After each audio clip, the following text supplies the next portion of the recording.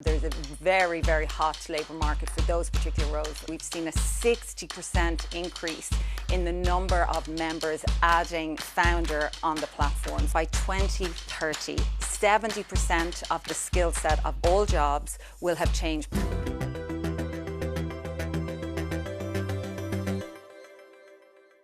Welcome to The Big Question, the series from Euronews where we speak to some of the most influential people in the world of business.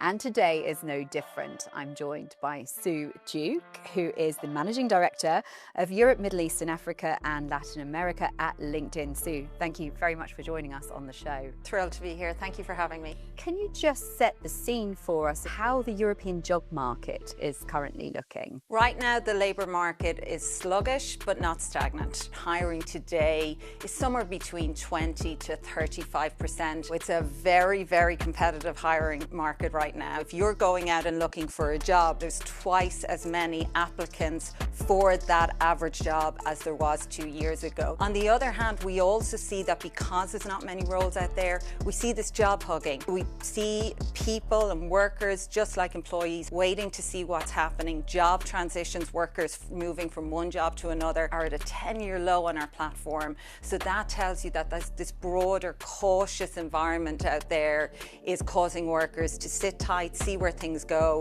and when roles do come up, very, very hot competition for those roles. There are some bright spots, however. Sectors like healthcare and government are doing well. And then in certain areas, we see quite an explosion of jobs happening, actually. AI is one of those. So AI-enabled jobs like AI engineer, data annotator, forward deployed engineers. There's a very, very hot labour market for those particular roles and those particular skills.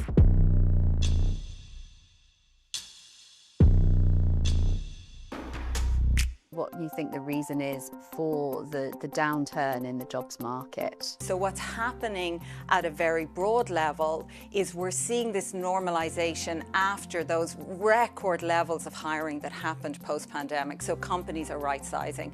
The second thing is that rise in interest rates is, of course, driving hiring at a more cautious level. And there's a broader economic uncertainty right now that we see. And of course, that's causing companies, large and small, to hold tight, see where things are going before they move forward with crucial hiring decisions right now. With more competition for those jobs at the moment, for the traditional job roles, what behaviour changes are you seeing among people on LinkedIn? So in the past year alone, we've seen a 60% increase in the number of members adding founder on the platforms. What we're seeing, particularly amongst younger generations, are those people going out, setting up their own business, trying to figure out, okay, if the perfect role isn't out there for me in a company, why don't I set up my own business? Why don't I set up a portfolio of activities and services and offerings that speak to my skills, speak to my values? And so we're seeing this real entrepreneurial spirit play out on the platform. Is that just among the younger generations? We see that older generation typically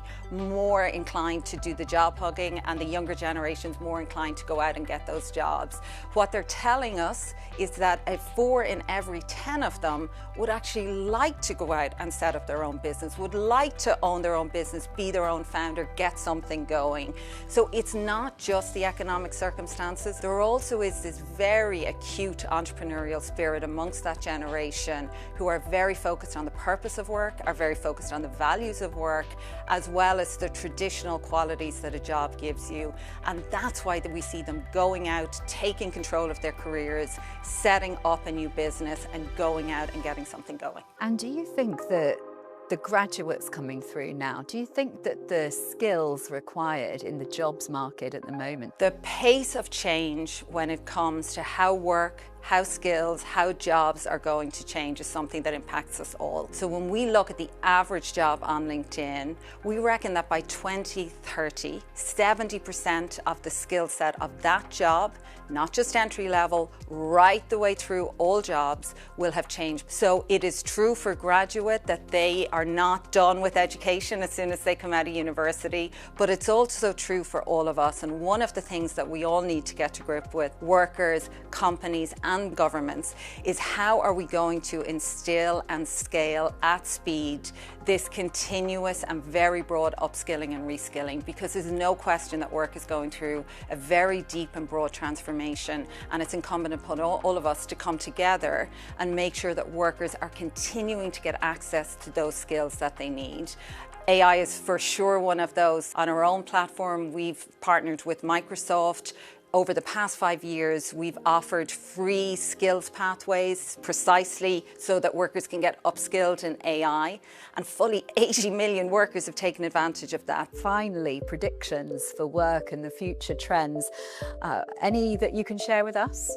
What we've been speaking about for sure is going to be one of the most transformational aspects of work over the next couple of years, which is AI. We are seeing it start to propagate out across the labour market, but we expect that to propagate much more widely and much more quickly.